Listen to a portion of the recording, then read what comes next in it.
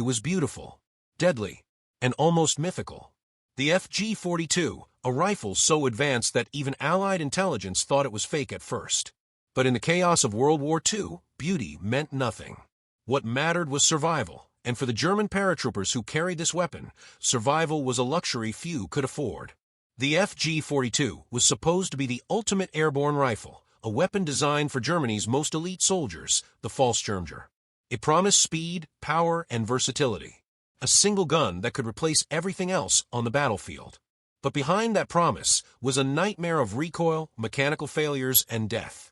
This is the shocking truth about the FG42. The story of the FG42 begins not in the trenches, but in the offices of the Luftwaffe. In 1942, German paratroopers were technically under the control of the Air Force, not the Army. This meant their weapons had to be designed separately from standard infantry arms. Hermann Göring, head of the Luftwaffe and one of Hitler's top men, wanted his soldiers to have something better. He ordered the creation of a new weapon, one that could fire like a machine gun, but still be light enough to jump with. Engineers from Rheinmetall and Krieghoff took on the challenge. They had to balance impossible contradictions. Fully automatic fire, but controllable. Chambered in the powerful 7.92 by 57 mm Mauser cartridge, the same round used by machine guns. Compact enough for paratroopers to jump with. It was, in every sense, a fantasy weapon. And somehow they pulled it off, at least on paper. By 1943, the first prototype appeared. Sleek, angled, and futuristic. It looked like something from another era. The FG42 could fire both semi-automatic and full automatic. It had a side-mounted magazine that held 20 rounds. It could mount a bayonet and even accept a scope. It weighed just under 10 pounds, light for its power. Its rate of fire? A blistering 750 rounds per minute. On the shooting range, it was magnificent. In the field, it was chaos. The rifle's full name was Fallschirmjäger 42, Paratrooper Rifle, Model 1942. The first units to receive it were among Germany's most elite. When they landed in Italy in 1943, for Operation Oak, Mussolini's daring rescue, they carried the FG42 proudly. The operation was a success. Mussolini was freed. Propaganda reels showed paratroopers holding the FG42, its slim silhouette shining like the weapon of a future war. The world took notice. Allied observers saw it in captured footage and thought it must be experimental, too advanced to be real. But for the men using it, reality was far more brutal. The weapon's recoil was ferocious, almost unmanageable in full auto. The side-mounted magazine made it unbalanced, and the thin bipod snapped under pressure. Still, in the hands of a trained shooter, it could dominate. A single paratrooper with an FG42 could unleash suppressive fire that previously required a machine gun team. That terrified the Allies. In early 1944, as the tide of war turned against Germany, the FG42 became a symbol of the Reich's desperation to innovate its way out of defeat. Only a few thousand were ever made, estimates range between 7,000 and 9,000 units total. Each one hand-built, costly, and temperamental. It had two main variants. Model I, lighter, with a steep grip angle and a fragile stock. Model II, heavier, with improved stability and a straighter design to control recoil. By the time of the Normandy invasion, many paratroopers had the improved FG42-2 and used it to deadly effect during the fighting in Corentin and St. Lo. The weapon's technical brilliance impressed Allied engineers after the war. The FG42 had a side-mounted magazine, a tilting bolt system, and a gas piston layout that was years ahead of its time. In fact, it directly inspired future designs like the American M60 machine gun and even the German G3 rifle. But for all its innovation, the FG42 suffered from one fatal flaw. It was a weapon designed for a war Germany was already losing. By 1944, resources were dwindling. Factories were bombed, materials scarce. The FG42's complex construction, with milled steel parts and precision machining, made it impossible to mass produce. It was a masterpiece in a time of chaos. And yet, for the soldiers who carried it, the FG42 became more than a weapon. It was identity, pride, a mark of being elite, even as their world fell apart. Photographs from 1944 showed German paratroopers clutching their FG42s in the rubble of Monte Cassino, eyes hollow, uniforms torn, faces caked in dust. They were soldiers of a dying empire, armed with one of the most advanced rifles ever built. And soon, they would learn that the same weapon meant to save them might just destroy them. On paper, the FG42 was a dream. In the mud and chaos of real battle, it was a nightmare. Let's strip away the myth and look at the truth. The FG42's most powerful feature was also its greatest curse, the 7.92 by 57mm Mauser cartridge. It was the same heavy round fired by the MG42, a machine gun designed to be mounted on a tripod or bipod, not held by human hands.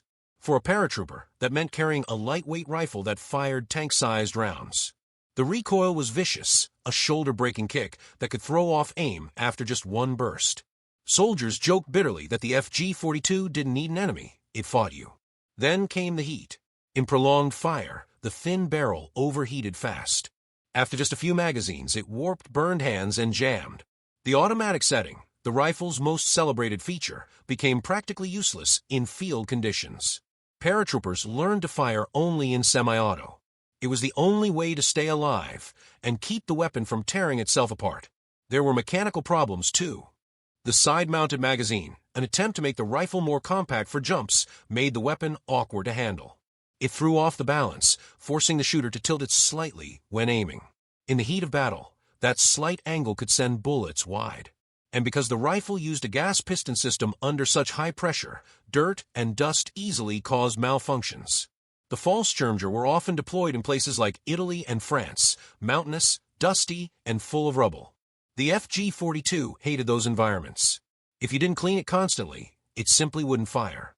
But the real danger wasn't the rifle itself, it was what it demanded from its users. Paratroopers who carried the FG42 had to adapt their entire combat style. They couldn't afford to fire in full auto like the MG42 gunners.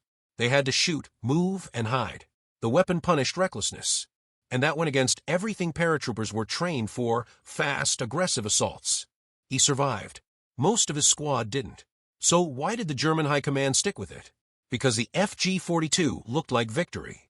It was propaganda gold, a symbol of German engineering genius. Photographs of Fallschirmjäger holding FG42s circulated in Nazi newspapers.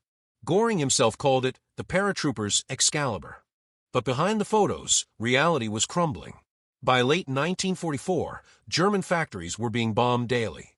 Resources were gone. The fine machining required for the FG42 became impossible. Late models were rough, rushed, and unreliable.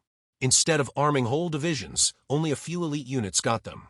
For the rest, old bolt-action rifles and captured weapons had to do.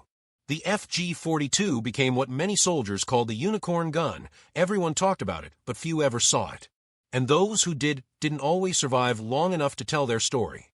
In the Battle of Normandy, Allied troops often found FG42s lying in the ruins beside their fallen owners. Some rifles were jammed. Others had cracked stocks or melted barrels. A weapon designed to give German paratroopers the edge had instead become a symbol of overreach, of a military trying to win a modern war with luxury tools it couldn't afford to maintain. The irony was brutal. The FG42 was one of the most advanced rifles of its time. But it arrived in the worst possible moment: a collapsing regime, a starving industry, a desperate army. The Fallschirmjäger themselves paid the price. They were Hitler's super soldiers, yet by 1944 they were fighting as regular infantry, used to plug the holes in Germany's front lines. The rifle meant for airborne assaults was now being dragged through the mud of retreat. One paratrooper, captured near Aachen, reportedly told his American interrogators, "We were given the best weapon, but it could not save us from the war." When the war finally ended in 1945, the FG42 disappeared almost as quickly as it had appeared. The Allies confiscated what few examples they could find, and were stunned by its engineering. The rifle was so ahead of its time that American and British ordnance officers described it as decades advanced. That concept would quietly shape the next generation of firearms. American engineers studied the FG42's gas system and bolt mechanism extensively. The design later influenced the M60 machine gun, especially its internal layout and gas operation. The German designers who survived the war went on to work for West Germany's new arms industry, eventually creating rifles like the G3, which carried the FG42's DNA in its sleek, functional lines. In that sense, the FG42 lived on, not as a successful battlefield weapon, but as an idea. An idea that war could be made more efficient through engineering perfection. But for the soldiers who lived through it, the memory was different. They didn't remember it as a marvel, they remembered it as a promise that failed. The FG42 became a symbol of everything wrong with Nazi Germany's war machine, over-designed, overcomplicated, and out of touch with the brutal simplicity of combat. It was built to make propaganda, not to win battles. After the war, most FG42s were destroyed or scrapped. A few ended up in museums, others in private collections. To this day, original examples are some of the rarest World War II firearms on Earth, often worth hundreds of thousands of dollars. Collectors call it the Ferrari of rifles. But ask any historian, and they'll tell you, the FG42 was more like a sports car in a tank battle, beautiful, but in the wrong war.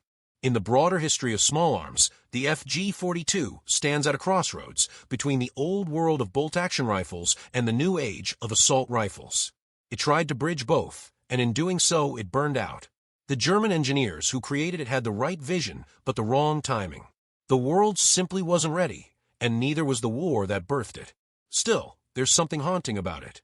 A weapon so perfect in theory, so flawed in practice, and carried by men who believed it might change their fate.